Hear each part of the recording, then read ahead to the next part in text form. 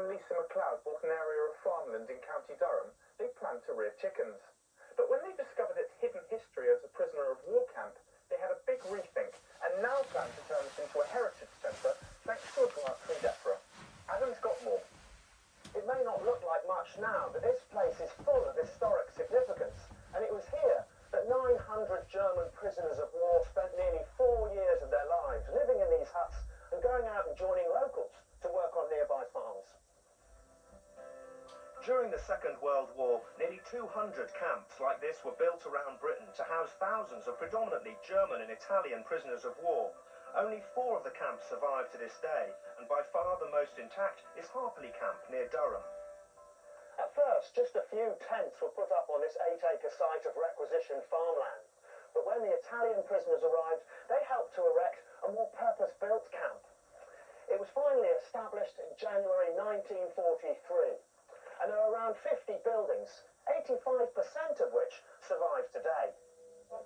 In September 1944, most of the Italian prisoners had been sent to hostels and farms to make way for the German prisoners who were deemed to be of low risk. It was these men who were to go to work on local farms. Eddie Jarden was a German prisoner of war captured in Austria in 1944.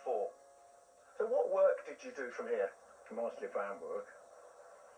If the farmer needs some work, he applies, and you're gone out, whatever it is. So potatoes, threshing, whatever the farmer wants it to do. And it could be for 2 days, 3 days, what they call gang labor. And did you get paid? Oh yes, you get paid. How much? Shilling a day. And did a shilling a day go far and back to the camp? No. What did you spend your money on? I spend my money mostly on cakes, biscuits, sweet stuff, because I like the sweet stuff.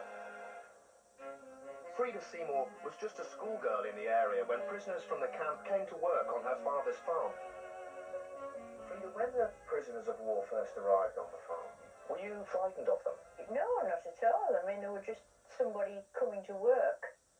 And I'd never been frightened of any workmen that came onto the farm. They were just more workmen. And did you associate them with the war? I don't think it affected people in the country on the farms as much as it did those in the towns, because we didn't have any bombings or anything like that to put up with. And we heard about all the big towns getting bombed, even Newcastle.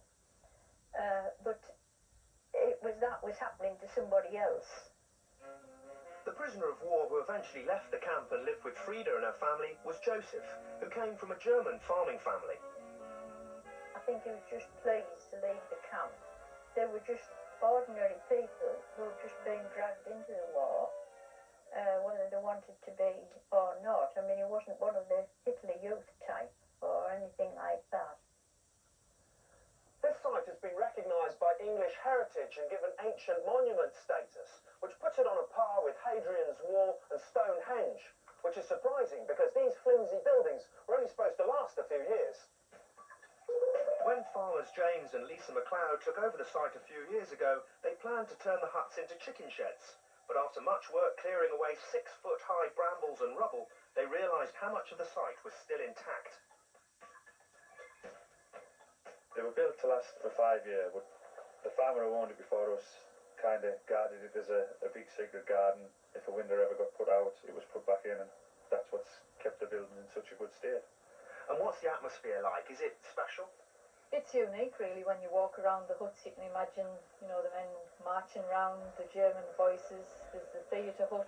You could walk past there and imagine the 40s music coming from the windows on a night. So it's special, really. They were amazed when we found this hut, when we got cleaned out. It's one with the prisoners' purpose-built for themselves, the one theatre, orchestra pit, the tea and seating.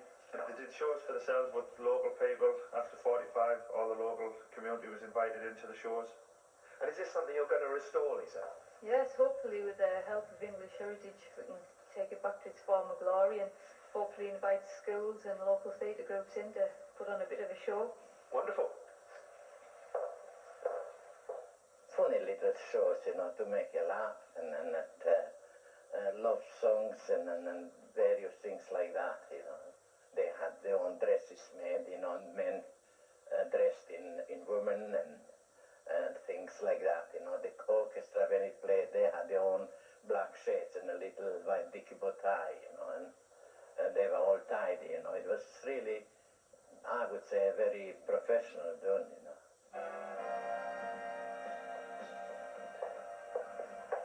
This hut is the games room, where the men used to come on a night, socialising, swapping cigarettes, cards, soap and that, and this is the hut where they also got paid at.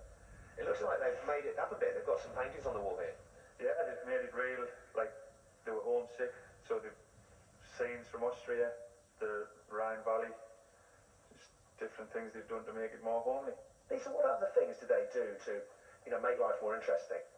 They did all sorts of things. We found out from this De Quell magazine, this was the camp magazine, which they brought out every couple of months, and it tells you about, you know, they had football teams, they played local teams, it shows the results, they wrote poetry, they had a library, so I don't think they were bored.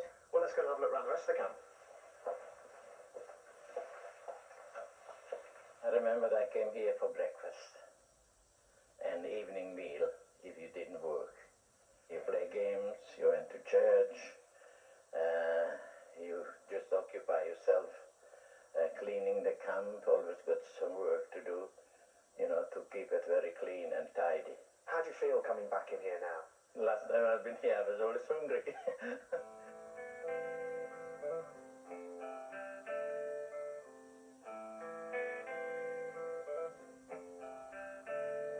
This was called the reception station, where they would bring the men as soon as they arrived. They would have a medical check, so there was a doctor here, there was a dentist, go down there, and there was even a little ward, an isolation ward for people that were poorly. So you've got some of the old artefacts here. These are some items we brought from a camp in Lincoln, the original dentist's chair, and these are the type of stoves they would have in the huts. There was only 2 to 1 hut just to heat them. So what are you hoping to do with all of these things? 22 of the huts to open as a museum, as authentic as we can, what it was like for the prisoners when they were here, the day-to-day life, what it was like for them in the community. We're going to have 13 of the huts as holiday homes, and then the front end we're going to have tea rooms, farm shop and a garden centre, all done out in the 1940s theme.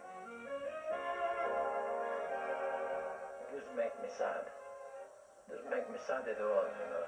It just happened in your life and you can't be proud of it, you know, but you are proud that you've been part of it, you know.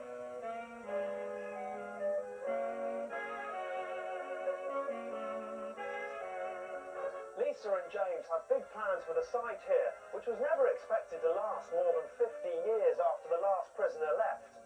They're hoping to have the commercial side open by Easter and the museums by next year. A fitting memorial to the men who spent their wartime years imprisoned here.